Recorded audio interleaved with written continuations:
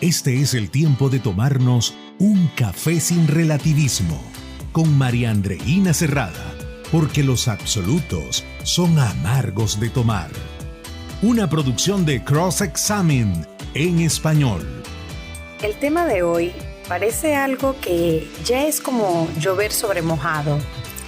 Todo el mundo lo conoce, pero pocos hacen algo al respecto. O más bien diría que probablemente lo olvidan mientras no les ocurran a ellos directamente. Hablo del tema de violación y maltrato infantil en general. Por supuesto, el maltrato infantil ha existido siempre, pero los continuos avances sanitarios muestran la gravedad del problema, colocándolo en la lista de algo intolerable. Noticias de incesto continuado unido a secuestro ha conmocionado a nuestra sociedad preguntándose por qué ocurre. Es obvio que el origen del problema puede ser muy complejo y multifactorial y por esto se sabe que es difícil de erradicar en su totalidad. Si hablamos de maltrato, el agredido suele ser un niño pequeño, menor de 3 años, que depende totalmente de quien lo agrede.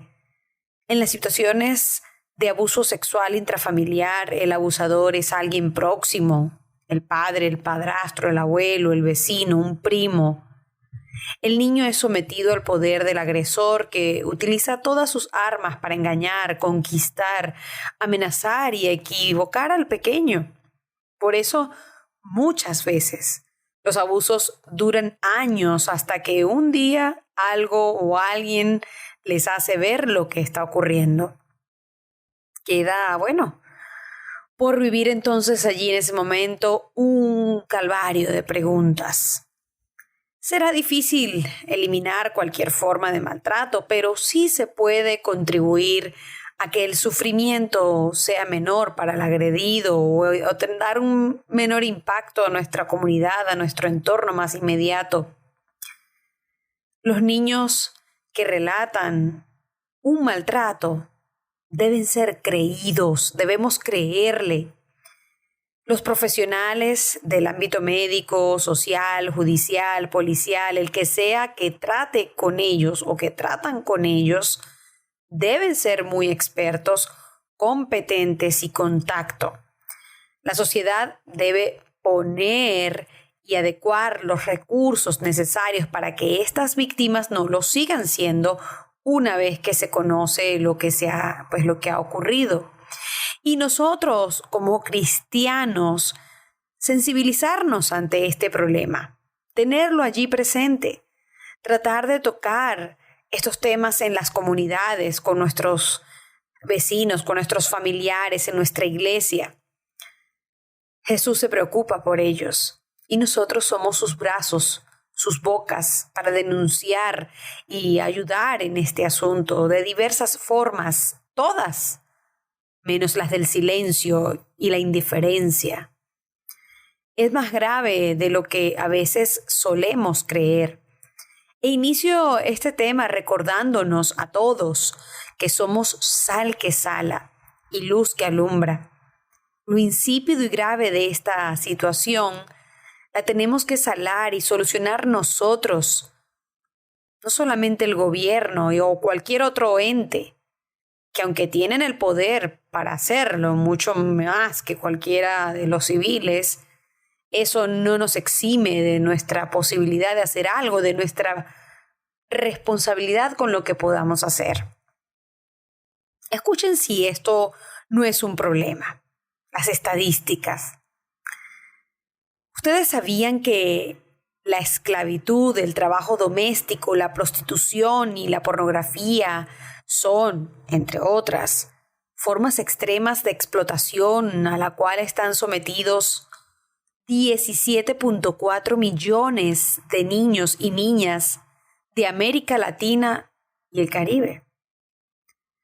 Los estudios e investigaciones de organismos internacionales revelan que la explotación de menores, lejos de disminuir, crece en esta región. Debido al alza de los niveles de pobreza, la insuficiencia de educación y la falta de programas sociales destinados a paliar la situación de millones de familias desamparadas, hacen que estos números incrementen.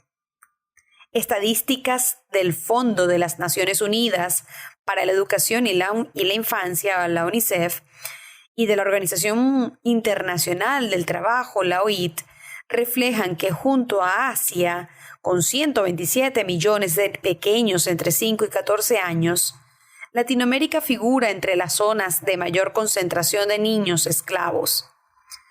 A modo de ejemplo, en Perú laboran en trabajos forzosos unos 50,000 pequeños, mientras en Bolivia lo hacen unos 120,000 muchachos entre 7 y 17 años, en su mayoría indígenas, quechua y aymaras. A pesar de las restricciones internacionales y de que 26 de los países del continente ratificaron la Convención de la OIT para la erradicación de las peores formas de trabajo infantil, la explotación se sigue extendiendo. Según la UNICEF, el aumento en Argentina de los niños explotados creció 6 veces en los últimos años y se acerca a los 2 millones. Mientras en Chile, donde el gobierno se felicita por el ascenso de su economía, el 64% de los pequeños que trabajan integran el grupo del 40% más pobre de la población. Según las Naciones Unidas, América Latina y Asia son las mayores regiones proveedoras de menores a las redes de tráfico internacional, con cifras ascendentes a cerca de 1 millón. Los traficantes se dedican al secuestro de infantes o se aprovechan de creciente desigualdad existente en las naciones latinoamericanas, donde con falsas promesas de una vida mejor logran arrastrar a niños al bajo mundo de la prostitución. Un estudio sobre Honduras de una entidad no gubernamental denunció que en ese país existen 164 prostíbulos donde se encontraron 1,059 niños explotados sexualmente, 50 de ellos varones. La lucha contra este mal se hace cada día más difícil, porque los explotadores utilizan las nuevas tecnologías de la comunicación, como el Internet y las redes sociales, para promocionar el sexo con menores. Ojo con los padres que permiten a sus hijos menores usar redes sociales. Y aunque no es permitido, aquellos que lo tienen, mucha supervisión con eso. En Guatemala hay un aumento en la prostitución, la pornografía y el turismo sexual con menores. De hecho, defensores de la infancia denunciaron un preocupante incremento de la prostitución, la pornografía y el turismo sexual de menores en Guatemala. En su capital, la cifra de niñas y adolescentes sexoservidoras asciende a 2,000. Según un estudio de la organización humanitaria Casa Alianza, dedicada a proteger los derechos de la niñez y la adolescencia en Ciudad de Guatemala, ocupa el primer lugar en el abuso sexual de menores, seguida de las fronteras con México, El Salvador y Honduras. Aquí en Guayana, Venezuela, mi país, se escucha de investigaciones de prostitución infantil. Hace poco escuché un caso de un padre que violaba a su hija y la madre no denuncia por temor. Son casos que se suman y de los que no se saben ni se diga. Da dolor de corazón pensarlo nada más. Madres ofreciendo a sus hijas por dinero. En fin. Y ante esto no podemos ser insensibles. De nosotros como cristianos se espera mayor sensibilidad por el tema y debe estar en nuestra lista de oración, en la lista de cosas por hacer en nuestras comunidades, en nuestra iglesia, educar, informar. Quizás tú no seas ni sociólogo, ni tengas los recursos, ni los medios, pero aún así puedes hacer algo. Todos podemos aportar algo en la medida de nuestras posibilidades. Todo esto que les he compartido no es más sino una muestra clara y contundente de lo deteriorada y decadente que está nuestra sociedad. Pero la pornografía infantil, con ser trágica, no es la única manifestación de lo enferma que está nuestra sociedad. En los últimos meses se han venido poniendo de moda los homicidios, suicidios cometidos por esposos y padres aparentemente sanos y ejemplares. Una llamada a la policía y aparecen dentro de una casa, muerta la madre, muertos los hijos y muerto el marido. Y a veces la abuela, el tío o cualquier otro ser vivo que se interponga en el camino de las balas o del cuchillo. Si esto no es un síntoma serio de lo enferma que está la sociedad, no sé cómo podrá catalogarse.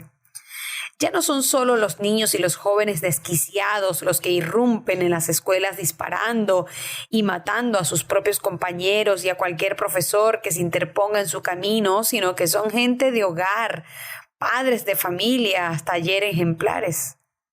Todos normales.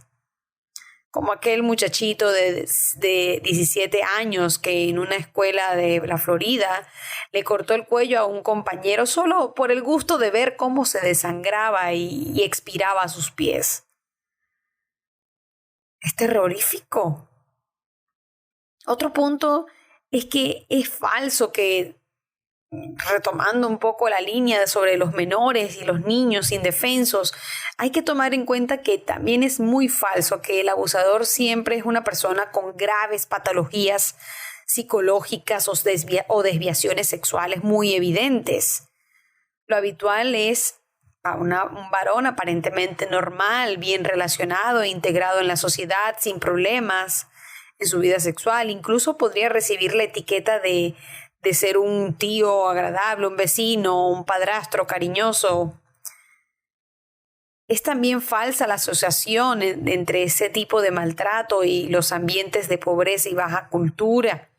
Y falsa es la idea de que sería fácil enterarse si el abuso sucediera en nuestro entorno.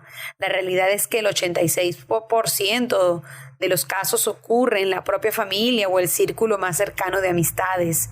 Eso también muestra que es un cliché que el deterioro social solo está en las más terribles pobrezas. La maldad no respeta condición social.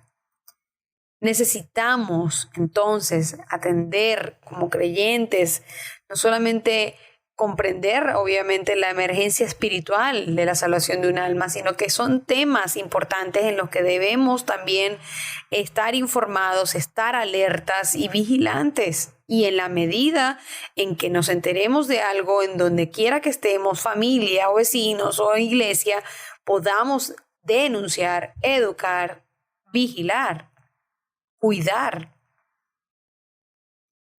Es necesario que veamos todas las áreas del ser humano, es integral, para acompañarlo con la evangelización. Cuando leemos los evangelios vemos que Jesús se preocupaba por la integridad del hombre. Creo que lo más importante es tener una visión bíblica sobre la misión integral, la necesidad de atender tanto las necesidades espirituales como las físicas. Es evidente que Dios se preocupa por la situación espiritual y social y física de las personas. Lo podemos constatar tanto en el Antiguo Testamento, desde la liberación del pueblo de Israel de Egipto, como vemos en el libro de Éxodo, en los capítulos 4 al 15, o la denuncia por parte de muchos profetas ante la idolatría e injusticia social cometida por Israel y Judá, que lo podemos ver en Isaías 58, 6 al 14. Ustedes pueden revisar esas citas, y Jeremías 5, 26 al 31, o como en el Nuevo Testamento, que nos muestra a un Jesús preocupado por las necesidades físicas y espirituales. La realidad del reino de Dios, cuando sea manifestado completamente, implicará la salvación y la transformación completa de los hijos de Dios que han puesto su fe en Jesús, y también de su creación material. Hay una noticia bien impresionante de un niño que se ahorcó de 7 años. Todos decimos, ¿de 7 años? ¡Qué pena! ¡Qué horror! Y como los personajes de la parábola del buen samaritano, nos hacemos a un lado y seguimos nuestro camino. Un niño de 7 años quitándose la vida. Los psicólogos se tiran los pelos de la cabeza, los sociólogos acuden a sus teorías del comportamiento humano, los psiquiatras, revisan sus cárdex con todos los síndromes habidos y por haber para tratar de explicarse el fenómeno. Pero no hay que preocuparse tanto porque el niño, era un residente de un hogar para niños desamparados, niños sin padres, sin hermanos, sin hogar, sin pasado, sin presente, sin ni futuro. Es decir, un niño en situación irregular y por lo tanto susceptible de hacer lo que hizo.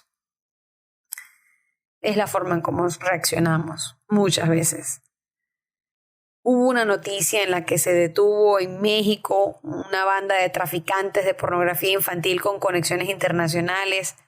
En fin, yo creo que ustedes ya están entendiendo el rumbo de cómo están funcionando las cosas. El mundo camina de espaldas a Dios y eso se deja ver claramente. Y todavía seguimos con cuentos de que necesitamos filosofías pacifistas que cambien al ser humano, que el humano es bueno por naturaleza. Nada podrá cambiar al ser humano, ni con la mejor de las intenciones, sino, a las pruebas me remito.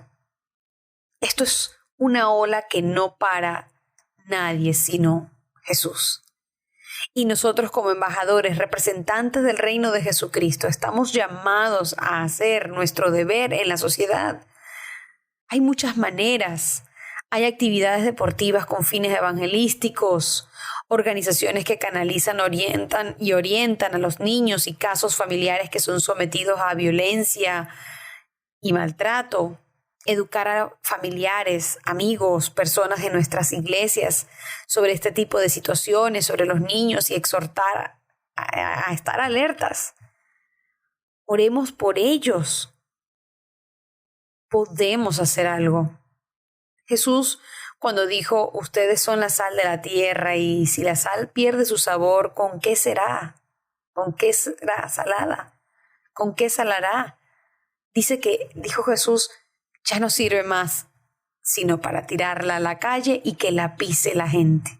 Así lo dice Mateo 5, versículo 13. Ser pisoteada por la gente. Nada agradable perspectiva, pero lo dijo Jesús. No el escribidor, lo dijo Jesús. No podemos ser insensibles como cristianos, porque si no, seremos una sal que perdió su sabor. Recuerden que la verdad es aquella que corresponde a la realidad y eso no es democrático ni relativo. Y eso es amargo, pero así se toma el café en este espacio. La amarga realidad nos dice que los niños están siendo marcados para siempre y que si todos hacemos algo, aunque sea en pequeña escala, podremos hacer algo por muchos a nuestro alrededor. Espero que este tema haya sido útil para todos ustedes y si crees que esto pueda ser útil para otros, compártelo. Apóyanos dándonos tus recomendaciones en las distintas plataformas de podcast donde me estés escuchando. Si me escuchas en YouTube, dale like y coméntanos qué te pareció este tema.